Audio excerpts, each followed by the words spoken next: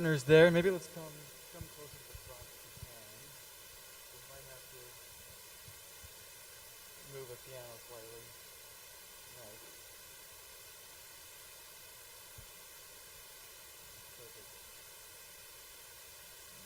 Move this side for now.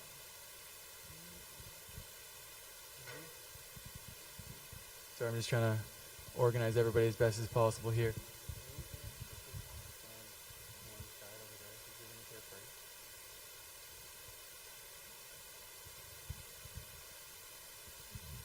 I'll try not to block their view right now, or your view of our Mexico team. But we had the opportunity to go to Mexico and serve in various different ways with a couple of missionary partners that we have been partnering with for years. And our two main mission opportunities while we were there is we got to build a house for a family. I won't go into all of the details because we will share those. And we got to run a VBS at a church down there. And they both went really great. The way that this is going to work is that Kristen and Holden are each going to summarize. Kristen's going to summarize the VBS. Holden's going to summarize the house build. And then everybody else is going to share a God moment that they had. Some part of the trip where they were profoundly impacted, where they felt closer to God, where their faith grew. Some part of the trip where they just really saw God moving.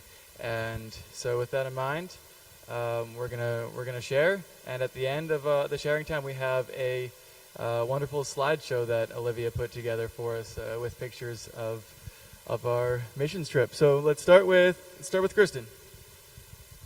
All right, is this on? I didn't realize I was going first, but here we go. So hi everybody, my name's Kristen, and I'm just going to quickly summarize the VBS, so hopefully things don't get said too many times, but basically we had 4 full days in Mexico, and each one of those days we kind of went in the morning for a few hours to the house build, and then by 1 o'clock, around half or 3/4 of our group went to the VBS, which was at the church, and ran that for a couple hours. And I would say for the VBS, we had at least 20 kids every day, maybe up to 25, which was super amazing because last year we started off with 6 on the first day, so big upgrade. And then talking to Louise and Irma, the missionaries that we were working with, they said there was around 16 families in their church, so assuming that some of the kids are probably from those families, but a lot of the kids probably were just from the community as well and may not have had a church at all. So super cool to have that many. One moment that I wanted to share was that on the first day, Louise and Irma gave their van keys to Olivia and then sent them with a whole bunch of kids in the car to yell around the community to get as many kids as they could to come. So clearly that worked. Basically every day we kind of had three things that we shared. So one of the youth went up and read a Bible passage, and then it was translated through Louise. And our focus was miracles. So we had Jesus feeding the 5,000, walking on water, healing the paralyzed man, and then the death and resurrection, kind of a little gospel message at the end that I got to share. So we read that, and then second person came up, and they shared like a little personal story or some kind of connection. And then third person came up, and they just picked one key verse and did actions to it as a memory verse, and then we tested the kids. And it was kind of interesting to do it through a translator because one person's saying in English with the actions, and then the kids had to wait for the Spanish to do the actions, but we figured it out. And it was super cool to see all the youth who shared. I feel like they just did a really great job. And then after we played some games that we kind of tied in with our theme, and so like one day there was like using a towel to sort of like carry the paralyzed man, and then another day we had them laid across on the ground, and they were jumping like they were walking on water, so super fun. And then to summarize, I would say most of the kids were probably an average age of like kind of like 5. A lot of them seemed like they were around 5 years old. So it was a little hard sometimes to know how much they really picked up, especially through translation. But I think that in the end we shared the gospel and they had a lot of fun, so they'll all have that connection, the seeds planted with the church. So yeah, super impactful, super fun.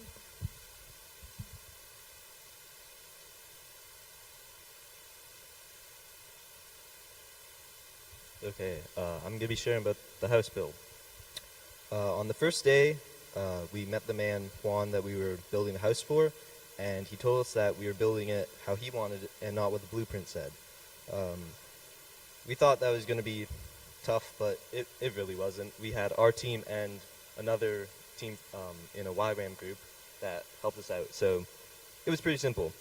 Once we figured out how we wanted the house to be built, we started construction on 2 of the main walls and started painting boards on the outside of the house.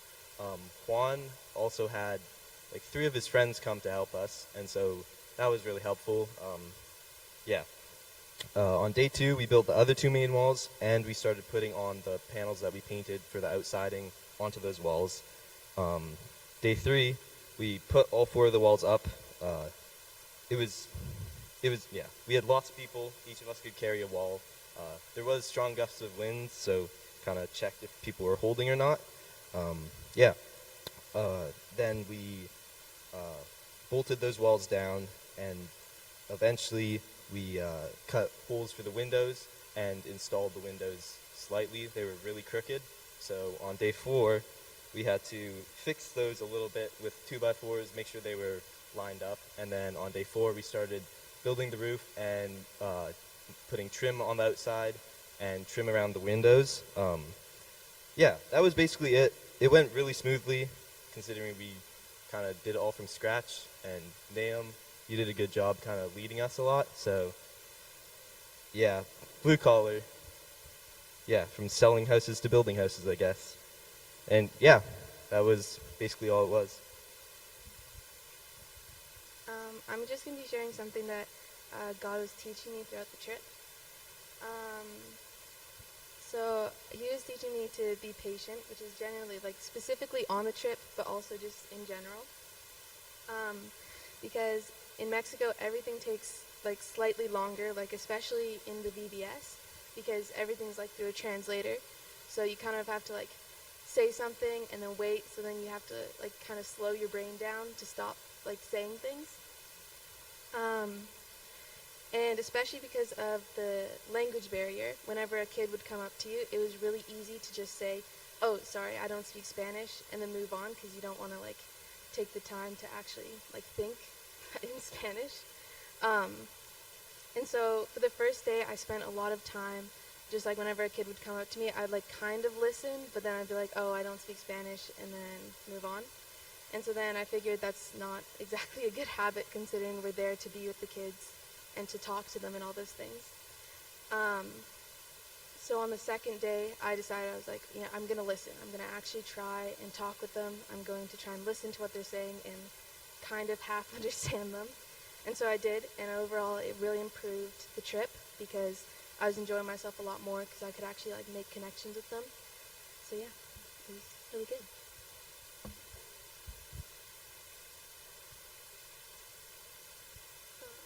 I'm going to just be, again, talking about something that God had shown me. So growing up in a Christian home, I never really had a moment where I found God and had like a full like 180 moment in my life. I often wondered if maybe I was doing something wrong, or if there was a reason my testimony wasn't as amazing as other people's.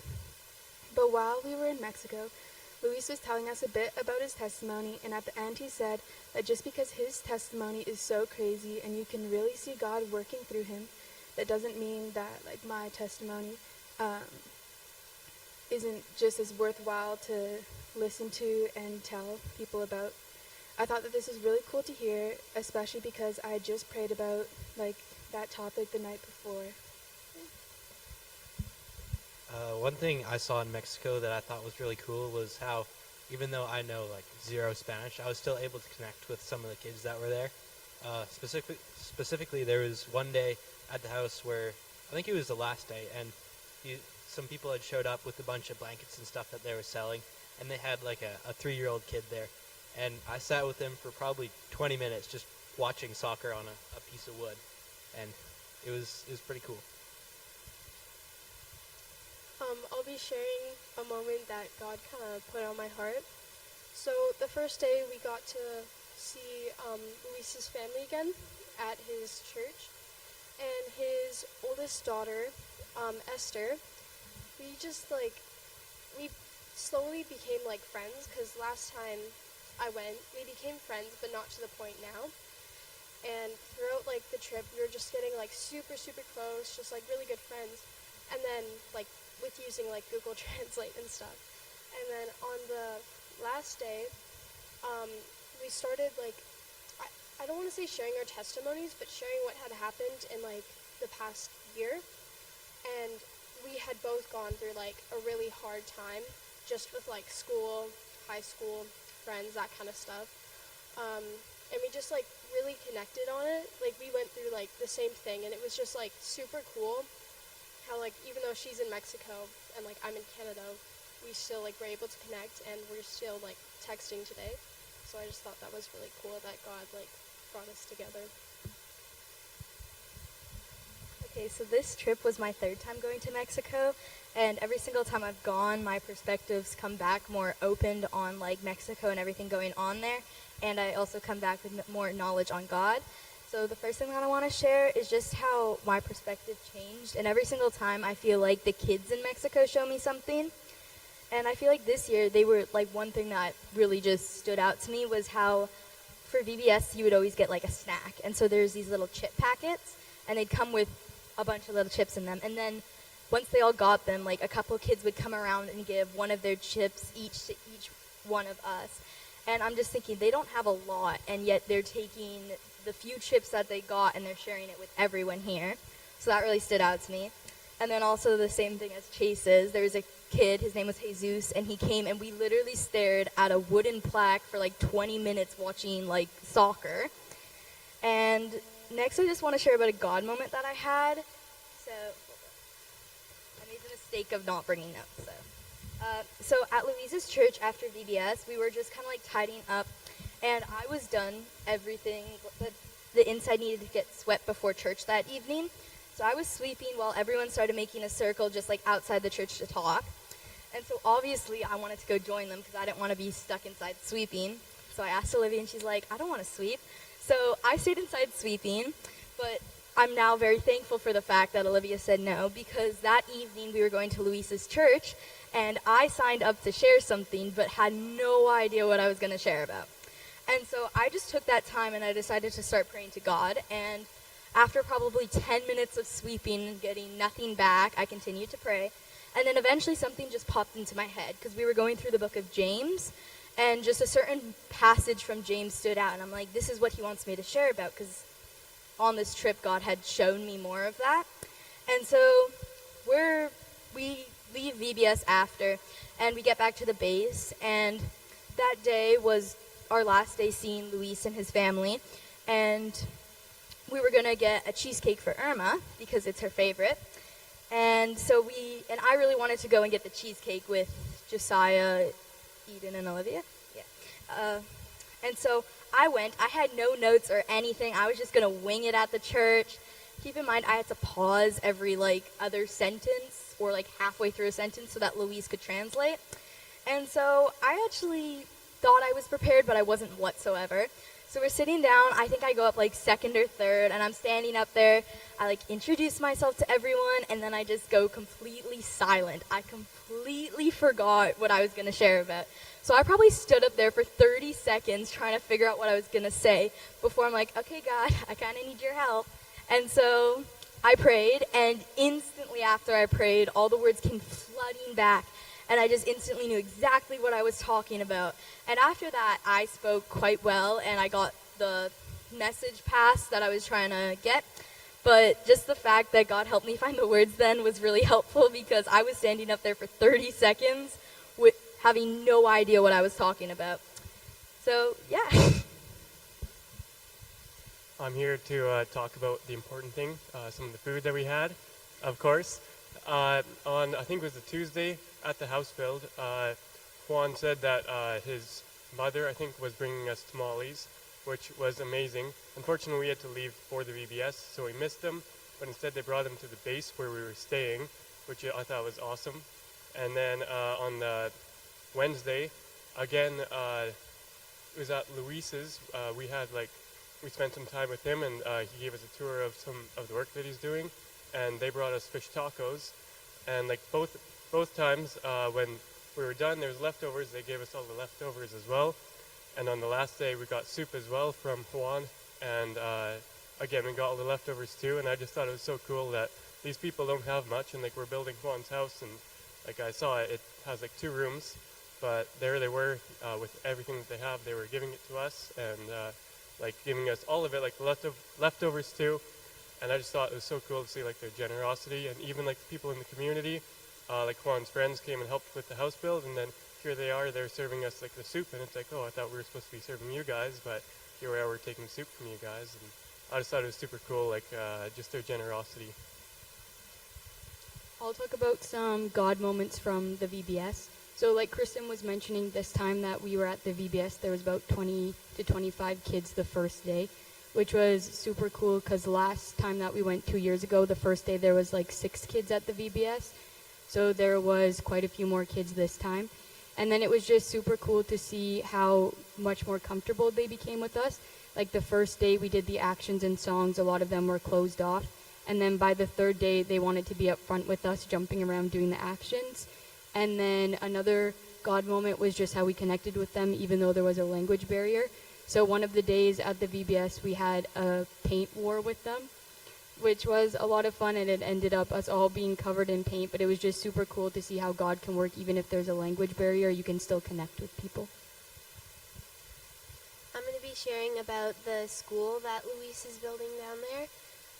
So 2 years ago when we went, we got a tour of the school, and by then it was just like concrete base and like some rebar sticking out in random spots, and it did not look like a school.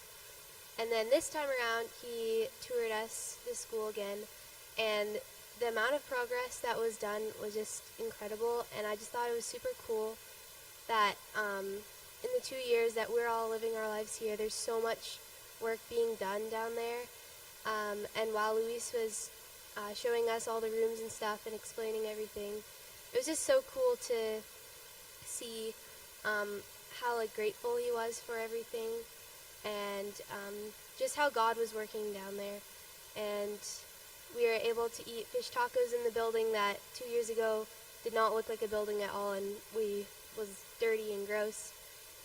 Yeah, I just thought it was super cool how much God has done down there. I thought it was super cool to like see how they're so much less fortunate than us, but they're like super happy, like sharing with us, and they're just really grateful for everything. And it's made me reflect more on my life about like how we should be grateful for everything we have because there's so much more. So this is my 3rd Mexico missions trip, and every time we go on a missions trip, we do devotionals. But I feel like every single time we go to Mexico, it's James, because there's so much good knowledge in James. I also feel like when you're with a team for 8 days, there can be lots of emotions as well. You know, you're staying up late, so you're exhausted, overwhelmed, happy, excited, nervous, all the things. And when there is lots of emotions, it's easy to also say something you don't mean or use certain tone. But early in the week, we read James 1:19, which says, "Understand this, my dear brothers and sisters, you must all be quick to listen, slow to speak, and slow to become angry."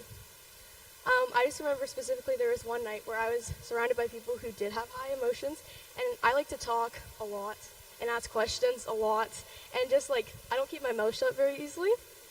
But when I remember I was sitting on the couch, and I was like quiet, like people were talking around me, I was not saying a word, which is very unusual for me. And I remember when I finally did say something, I was like, guys, it's gonna be okay. And I was just like totally like not myself.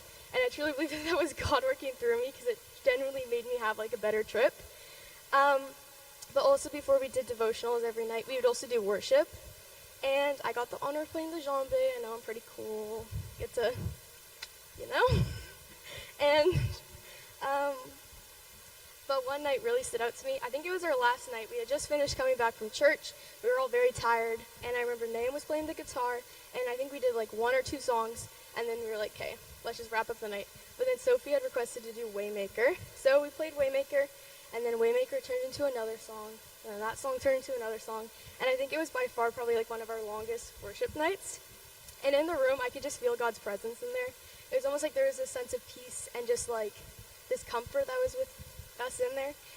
And for me, it just felt like in the moment, like nothing else mattered. And so coming back from that, I've just been like craving feeling that presence again. So I've been trying to read my Bible more and just pray and spend time with him. And yeah, also before we were praying today, in the room back there before we started playing, I remember my dad was praying and how we always go down and we make an impact in their community, but in reality they're also making a huge impact in our lives too. But we just don't see it the same way because we are so privileged here. So yeah, I took a lot out of this trip, but that was just something I wanted to share. They put me and Olivia at the end so that we could talk lots finish. So I'm going to share kind of an overview and try to fill in some of the gaps. This is my 5th time going to Mexico. I've gone twice as a student, once as a leader, and once as a young adult. And I have been so excited to leave for every other trip. And leaving this time, I was so anxious and I did not want to go. I love you all, but I was like pretty anxious. And I was pretty like, oh, this is work now. Like, I'm going and I don't really want to leave my kid and wife behind that badly.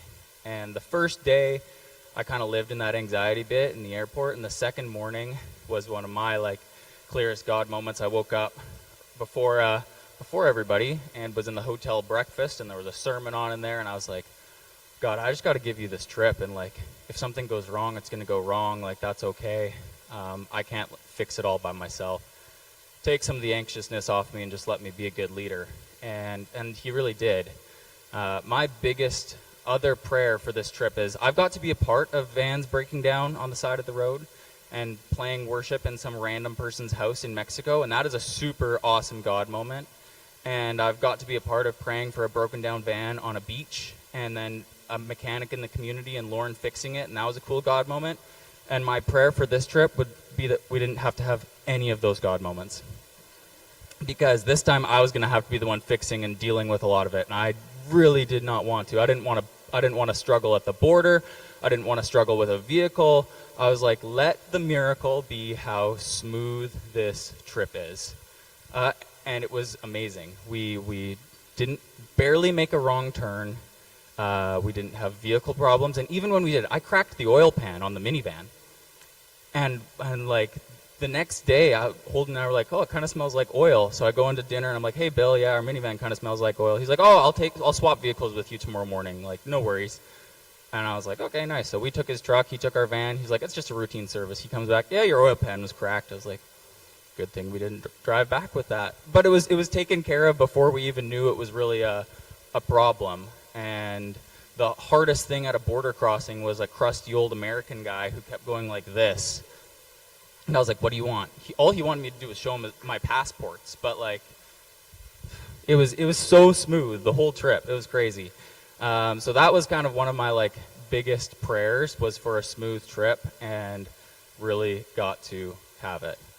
A couple other things that really stood out to me on the house build. We were building for this guy named Juan that they talked about. Juan was not, usually we build for single moms or single families in the community that are poor and have almost nothing. Juan was born in Vicente Guerrero. He grew up there his whole life. He's a welder. He supplies Bill with wood for a lot of the houses.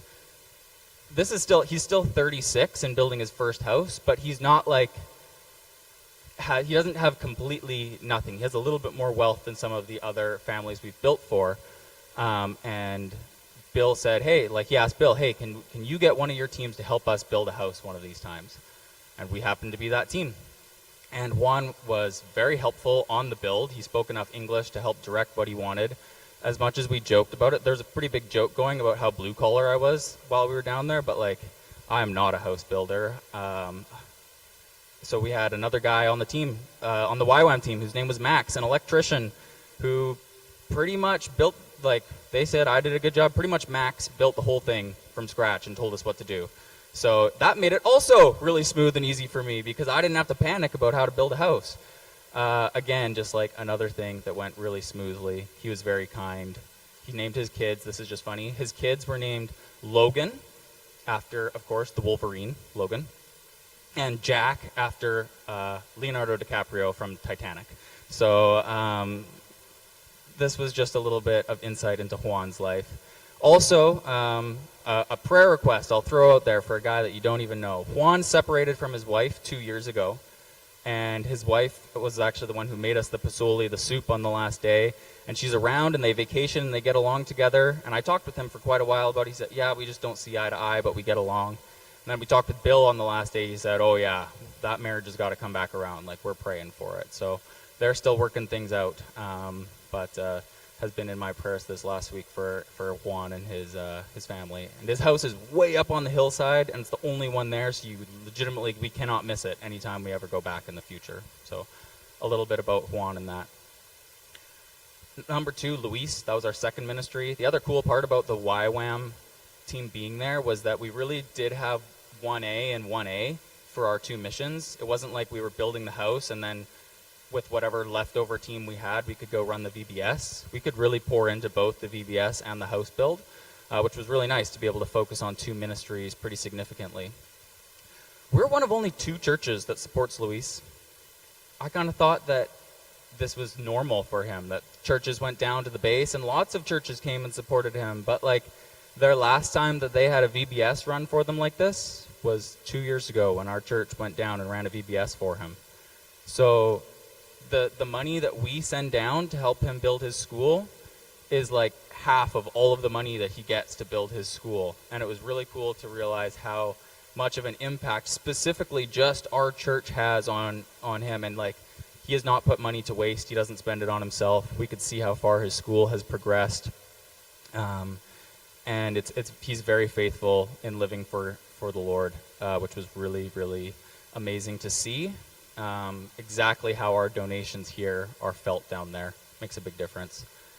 He also, one of the cool moments, I think, he did this last time and he did this again this time, is a couple times we just sat down in a circle outside around Luis and he just shared. And I thought that it was really, a focus of his when he talks is building your testimony, because his testimony is built so significantly.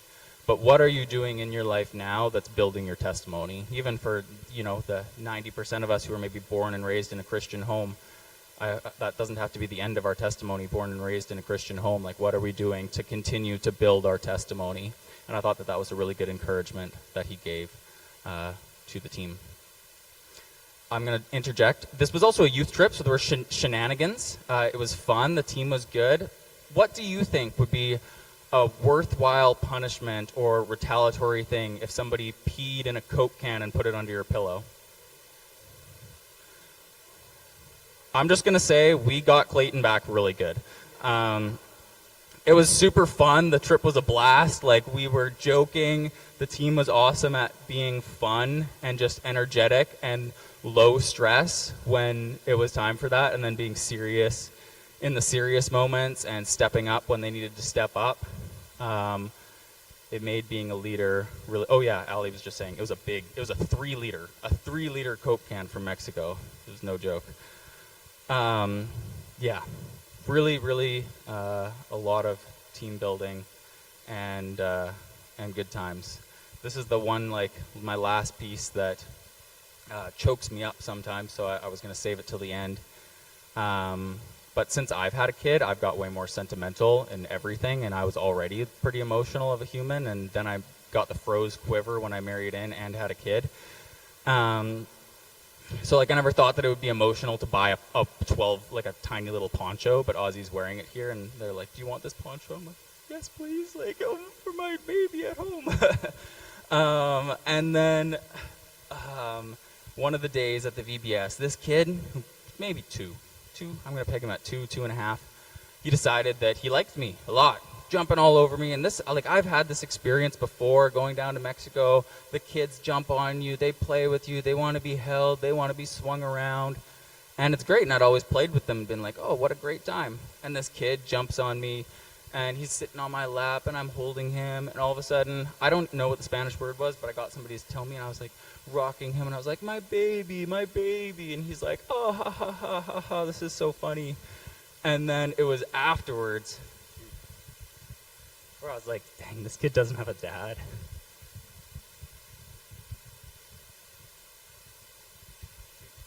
I thought I could get through it if I thought it enough.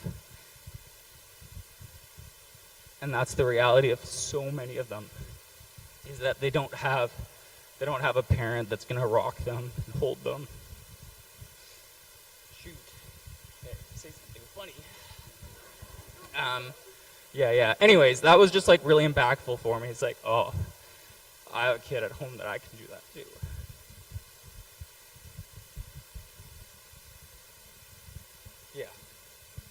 pretty significant. So it had been 7 years since I'd been down, and still impactful to like just get to play with the kids, be reminded of all that we have, and to be thankful. So yeah, I'm going to close with just a couple of my own moments that stood out to me, and then we'll play the slideshow and close with the worship team singing a few more songs. But one thing that was impactful for me is that in the schooling that I'm taking, sometimes I have missions-focused classes, and often when they talk about short-term mission trips, such as the one we went on, they advise teams to be really cautious that we're not going down there just to be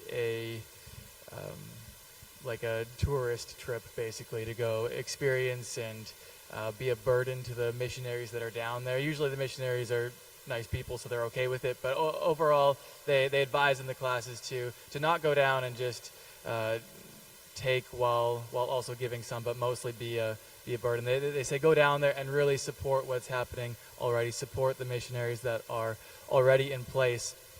And Luis and Irma, the pastors at the church there, the husband and wife and their family. Irma's quite pregnant. She's due in August.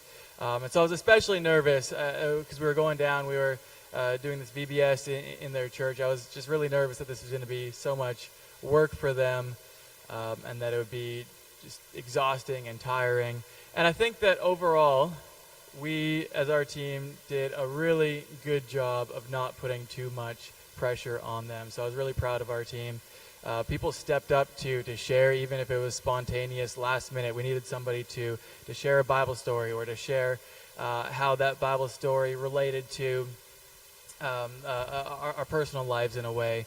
At the church service that we were attending there at Luis's church, we were the main people sharing there. We sang some songs.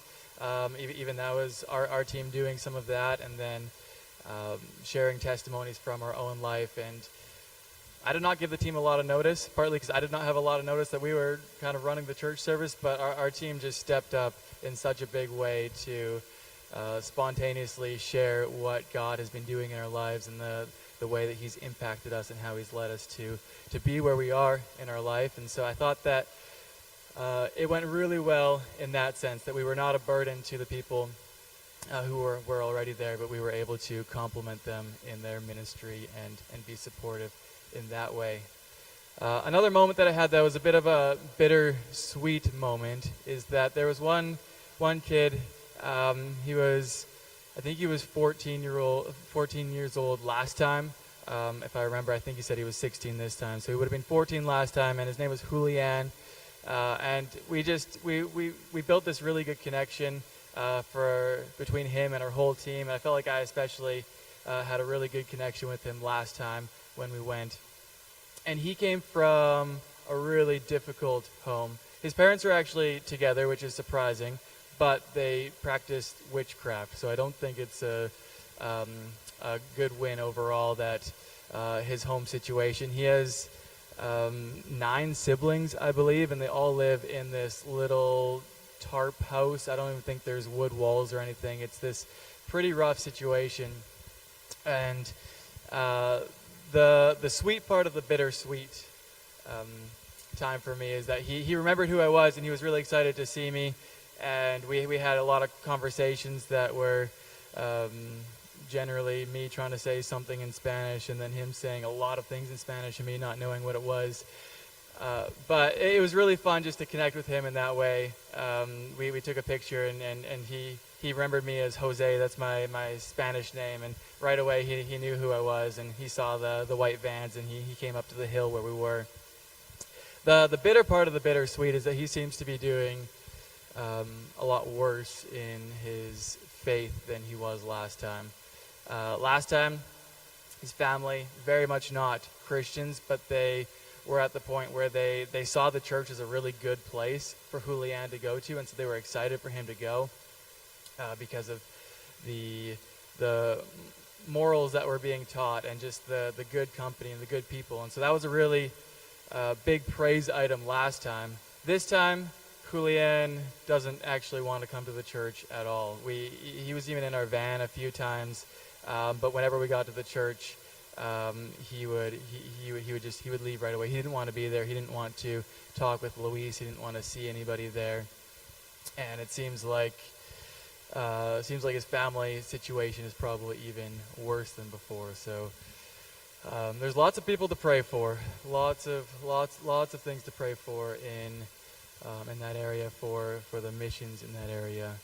And so bittersweet. There was good parts, but also we really saw how there's a serious need there.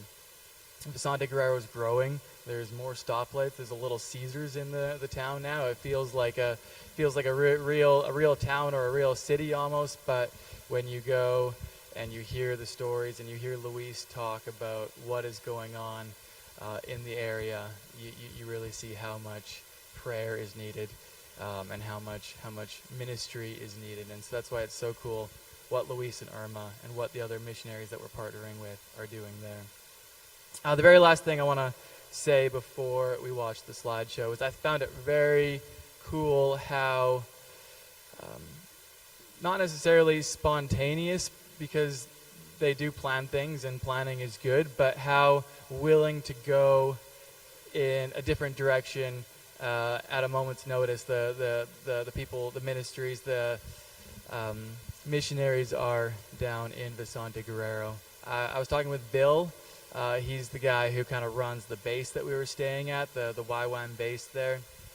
And he was driving me around in his truck a little bit, and he was just talking about how cool it is to be able to just have a different thing that's happening every day. And you don't know what it's going to be when you wake up, but then you find out during the day, hey, I guess this is what I'm doing. I'm going to go get this oil pan on the van fixed, or I'm going to go do this or do that, and it's just different every day. And when you wake up, you don't know what it's going to be yet, but you find out when there's a need, you go and you help fix that need as best as you can.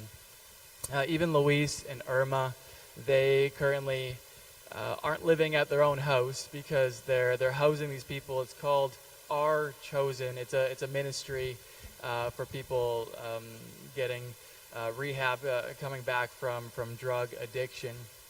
And those are the people that are staying at Luis and Irma's house right now. Luis and Irma are staying at their church.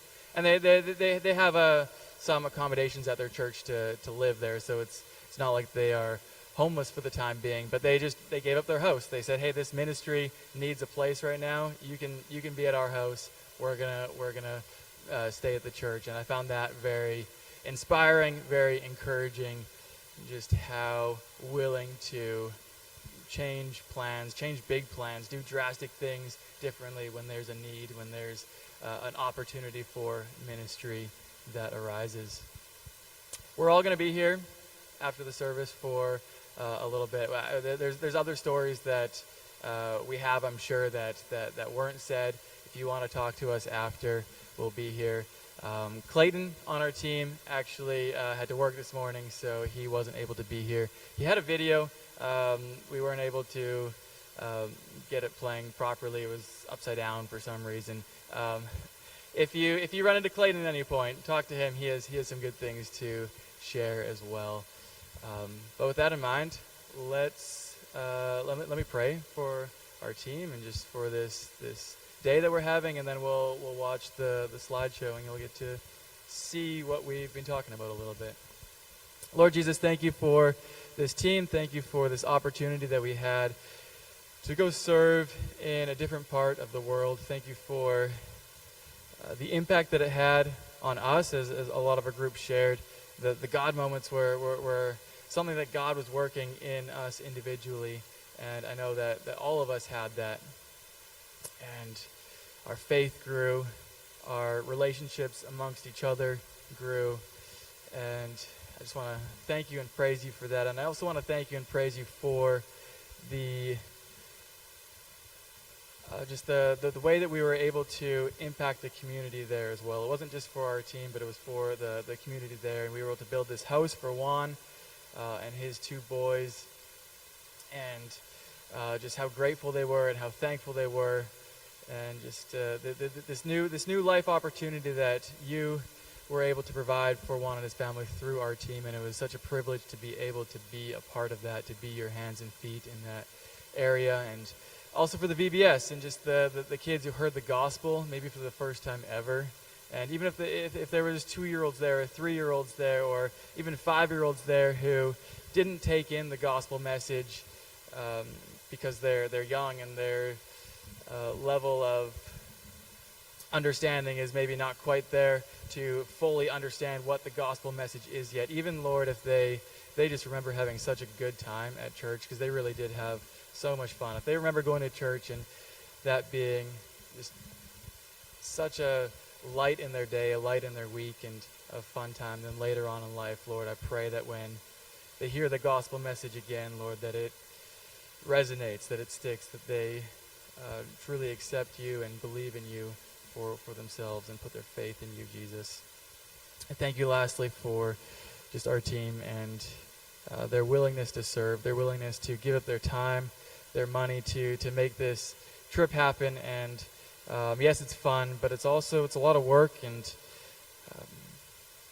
it's tiring, and this team really did such a good job of serving despite being tired, serving despite being difficult work at sometimes. And Lord, I just want to thank you for that. In your name, Jesus, we pray. Amen.